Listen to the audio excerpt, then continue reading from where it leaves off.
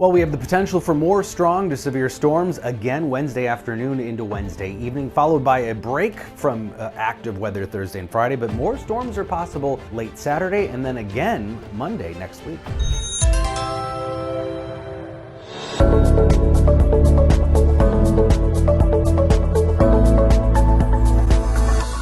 So we already had some hail reports from storms that came through early in the morning out in west central Minnesota. In fact, a golf ball size hail report even in Madison, Minnesota. Most of the rest of them quarter size hail, but reaching that severe criteria. Elevated storms that were forming on the nose of the low level jet, winds aloft, pushing in warmer, more humid air. We have an enhanced risk, level 3 out of 5 of severe storms for northeastern Minnesota. Not a common area to see potential severe weather. And then the rest of us, most of the rest of the state, slight risk, level 2 out of 5 for severe storms. And it is unusual in early June, first half of June, to have severe weather in northeastern Minnesota. This is looking at climatologically, and you can see it's kind of off the charts as you head into the arrowhead for June 12th.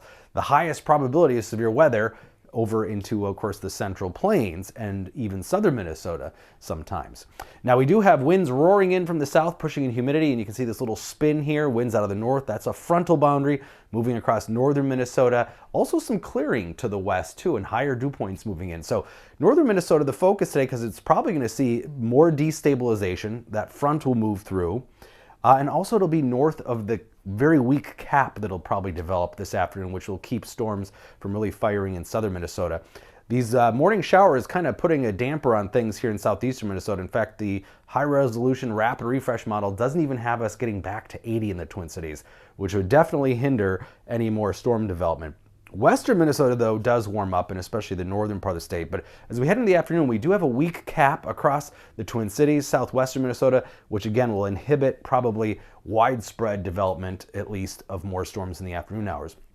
When we look at forecast soundings, which are the three-dimensional view of the atmosphere, we have just a weak cap in the Twin Cities area, but northern Minnesota doesn't have that. So that's why once they reach even 80 degrees, storms will probably fire in the afternoon and evening hours. Well, plenty of moisture. These are dew points reaching maybe 70 in the Twin Cities, but even 60s in northern Minnesota is enough there because of the cooler atmosphere aloft to generate some of those storms.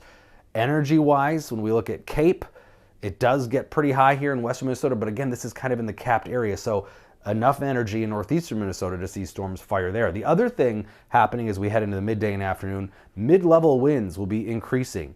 These are winds at 15 to 20,000 feet up or so. So shear will be increasing thanks to that increase in the mid-level wind speed. So forecast shear does get high enough here in northern Minnesota, especially to see the potential for those organized storms, those supercellular storms when you have winds shifting direction or speed with height to horizontally rotate the air, and then these updrafts can take advantage of it. So significant tornado parameter across eastern and northeastern Minnesota gets fairly high, but again, we might be capped here in the southern part of the state. So ongoing storms in the afternoon continue through southeastern Minnesota, and then as we head into late afternoon and evening, we'll watch this area for those potential discrete supercells to develop, and then what's left will track south and east. So that's when we could see more storms, strong storms, even in the Twin Cities later in the evening, because of those leftover storms drifting south. But we may not be done. More thunderstorms possible late Saturday, and then again already on Monday, Storm Prediction Center looking at the potential for some strong storms for much of Minnesota late Monday into Monday night. So we continue this active pattern. So maybe getting back up to 80 today. It'll depend how much of that sun we can see in the Twin Cities, but kind of all around us, temperatures will probably be warmer. It's just these morning showers and clouds kind of putting a damper on things. Dew points will start muggy tomorrow and then drop. Thursday, Friday looks generally dry and quiet, much more comfortable by the afternoon tomorrow.